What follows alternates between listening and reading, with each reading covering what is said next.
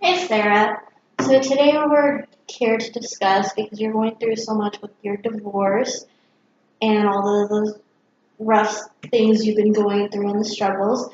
So we've decided to go through something a little more therapeutic to help you get your mind off of things and create some goals.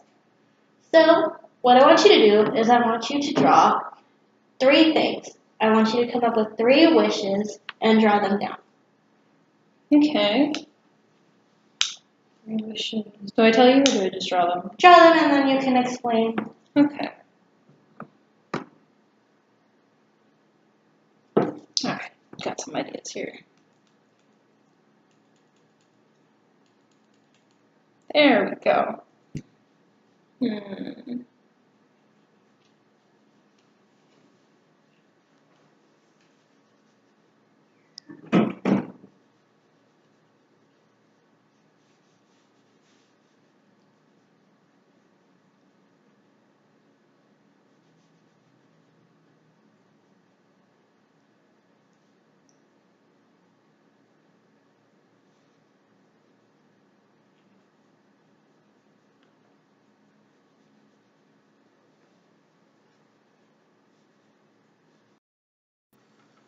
Okay, Sarah, so you've drawn your three wishes.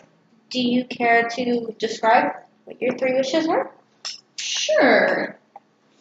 So, my first wish that I decided to draw was me with some bags of money, looking like a baller.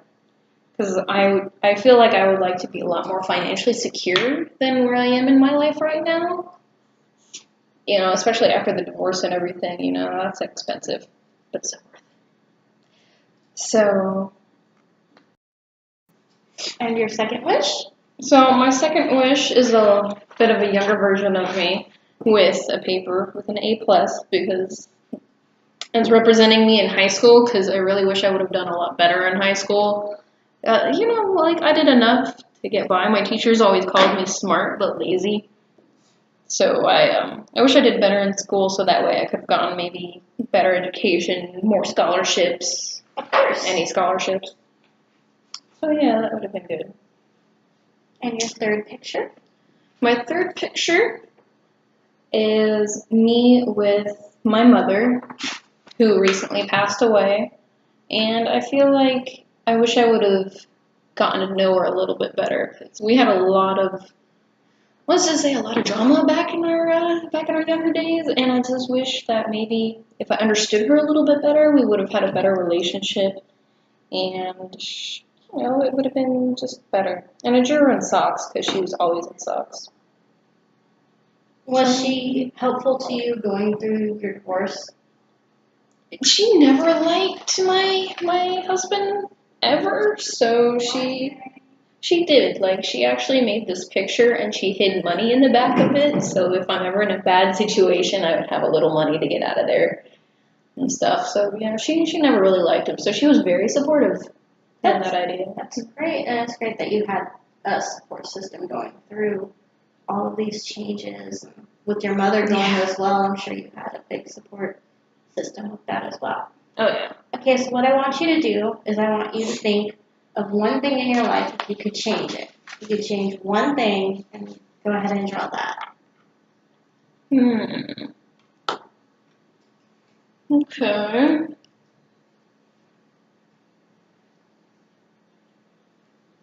Okay. I have an idea.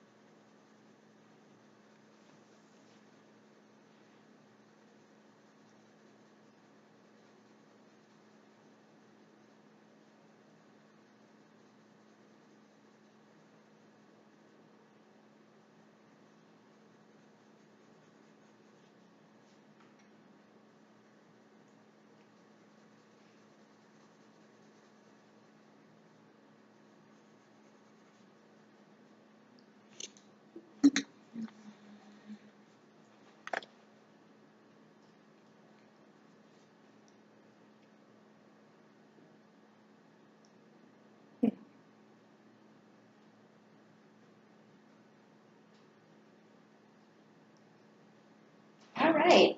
So are you ready to share what you've drawn for if you want to change one thing in your life, what would it be? Yeah,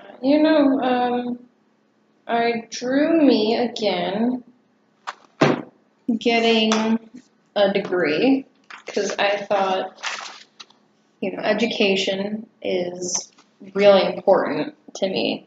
And if I could change one thing, it would be to have a higher education.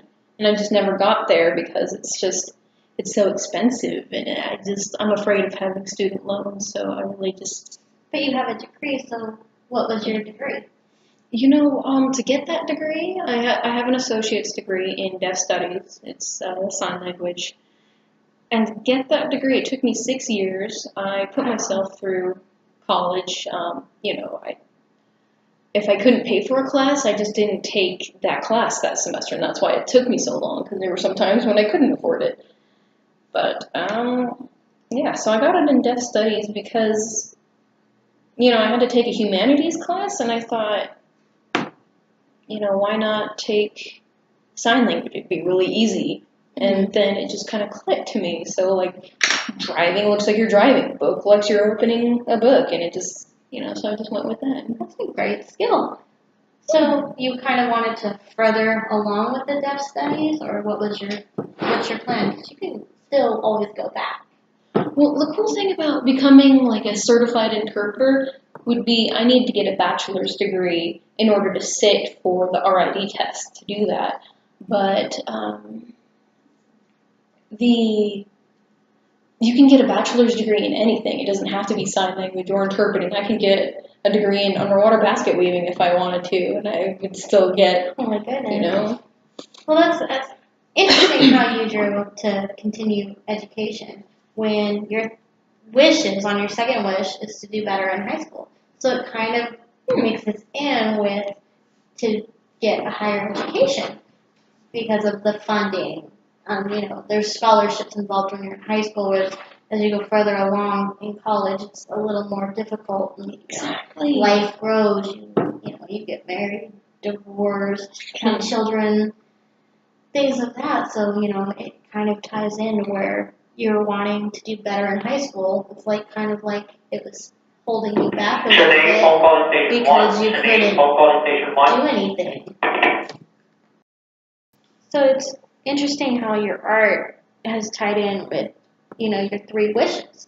So now I want you to go ahead and think about what trait is the best about you. What do you think is the best about you? Okay. Best quality.